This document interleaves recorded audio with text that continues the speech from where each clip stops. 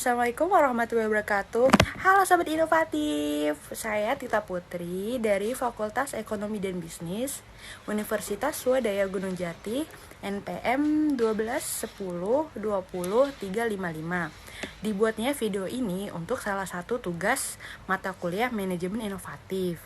Dosen pengampu Bapak Sandi Nasruddin Wibowo, SE MM.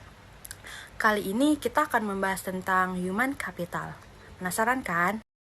Tujuan untuk mempermudah pelajar atau mahasiswa-mahasiswi mengetahui tentang human capital. Sasaran untuk para pelajar, mahasiswa, mahasiswi, dan kalian yang sedang mencari tahu tentang human capital. Apa sih human capital itu? Apa sih peran human capital itu? Penasaran kan? Mari kita simak videonya sampai selesai ya. Human capital atau modal manusia.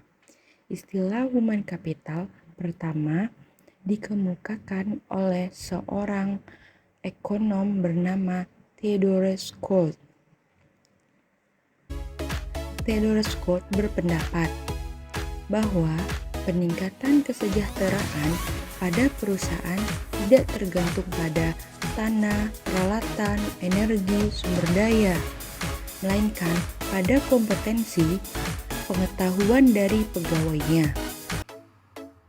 Posisi human capital sebagai kemampuan sumber daya manusia yang diperoleh melalui investasi pada 4 hal, yaitu kemampuan, perilaku, usaha, dan waktu, dan semuanya itu dimiliki dan dikendalikan sepenuhnya oleh pegawai.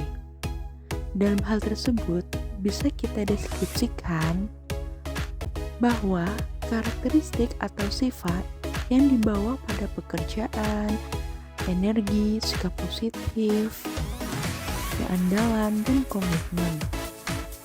Kemudian, kemampuan seseorang untuk belajar yaitu kecerdasan, imajinasi, kreativitas, dan bakat, dan motivasi untuk berbagi informasi dan pengetahuan seperti semangat tim dan orientasi tujuan. Selanjutnya itu terdapat peran human capital yang terdiri dari 2 peran. Yang pertama sebagai kunci keunggulan organisasi.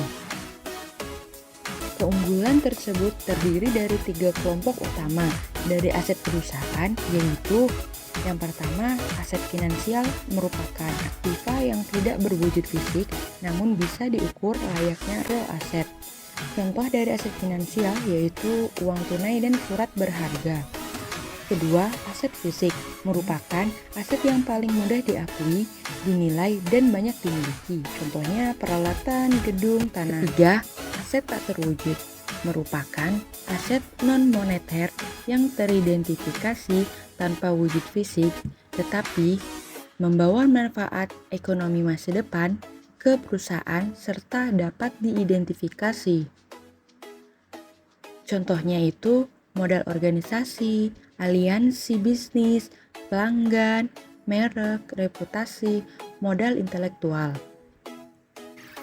Peran yang kedua sebagai hubungan kompetensi karyawan dengan human capital. Tantangan utama yang harus diperhatikan dalam meningkatkan kompetensi karyawan yaitu kompetensi harus sesuai dengan strategi bisnis dan kompetensi perlu diciptakan melalui lebih dari satu mekanisme.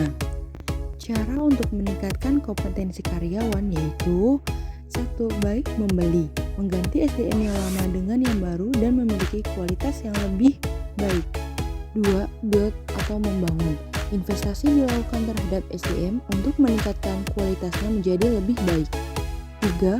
Borrow atau meminjam, penggunaan konsultan atau partner efektif memungkinkan berbagi pengetahuan dan desain kerja baru. 4. Bonds atau melambung, perusahaan harus mengeluarkan karyawan yang bekerja di bawah standar. 5.